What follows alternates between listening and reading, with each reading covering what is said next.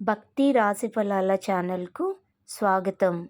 ముందుగా మనం నిత్య దరిద్ర కారణాలు ఇవే. వీటి కోసం ముందుగా మనం తెలుసుకుందాం. కొంతమందికి ఉన్న కొన్ని అలవాట్ల వలన ఎంత కష్టపడినా కూడా సక్సెస్ కాలేరు. ఏదో ఒక సమస్యలతో సతమతం అవుతుంటారు.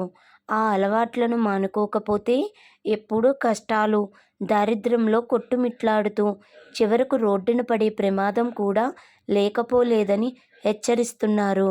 ఇంతకీ ఆ అలవాట్లు ఏమిటి? వాటి వలన ఎలాంటి నష్టం వస్తుందో తెలుసుకుందాం. 1. కొందరి ఇంట్లో బాత్రూంలు శుభ్రంగా ఉంచుకోరు. అలా బాత్రూమ్ శుభ్రంగా లేకపోవటం వలన దరిద్రం పట్టుకోవడమే కాకుండా అనారోగ్య పాలు కూడా అవుతారు. 2. రోజు వాడే మంచం, పక్క బట్టలు శుభ్రంగా ఉంచుకోవాలి. మంచాన్ని ఉదయం మాత్రమే శుభ్రపరచాలి. రాత్రిపూట శుభ్రపరిస్తే నెగిటివ్ ఎనర్జీ ఇంట్లోకి ప్రవేశిస్తుంది. 3. కొందరు తాము తినగలిగిన దానికంటే ఎక్కువగా పెట్టుకొని వదిలేస్తుంటారు. అలా చేయటం వల్ల ఎప్పుడూ పేదరికంలాగానే ఉంటారు. 4. తిన్న తర్వాత ప్లేట్ అలానే ఉంచకూడదు. వెంటనే కడగకపోతే అస్సలు మంచిది కాదట. 5.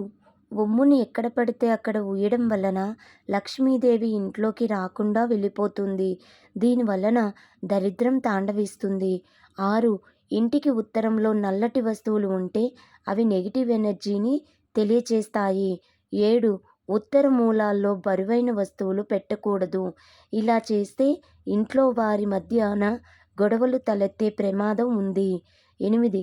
శాస్త్ర ప్రకారం సంధ్యావేళలో ఊడ్చకూడదు. ఇలా చేయడం వలన కూడా పరమ దరిద్రమేనట. 9. మద్యపానీయాలు ఇంట్లో పెట్టకూడదు. ఇలా చేయడం వల్ల లక్ష్మీదేవి ఇంట్లో నుంచి వెళ్ళిపోతుంది. 10. సుమంగళి స్త్రీలు ఖచ్చితంగా పాపిట బొట్టు ధరించండి. పురుషులు ఉదయం లేవగానే దాన్ని దర్శించాలి. 11. బయట నుండి ఏ విధంగానైనా డబ్బులు వస్తే మీ భార్య చేతికి ఇచ్చి అవసరాన్ని బట్టి మళ్ళీ తీసుకోండి. ఈ విషయంలో ఎందుకు, ఏమిటి, ఎక్కడివి అని భార్యలు కూడా అడగకండి. 12. భర్త బయటకు వెళ్ళే ముందు పొరపాటున కూడా ఎక్కడికి, ఎందుకు, ఎప్పుడొస్తారు అని అడగకూడదు. వెళ్ళే పనిలో ఆటంకం ఏర్పడుతుంది. 13. ఏదైనా వ్యాపారము లేదా పెట్టుబడి విషయంలో మీ భార్య సలహా కూడా తీసుకోండి. 14. వయసులో ఉన్న ఆడపిల్లలు ఖచ్చితంగా బొట్టు, గాజులు ధరించండి.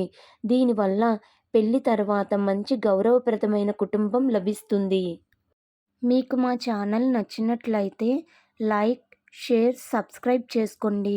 మీరిచ్చే లైక్ వల్ల నా ఛానల్ ఇంకా ముందుకు వెళ్తుంది. ప్లీజ్.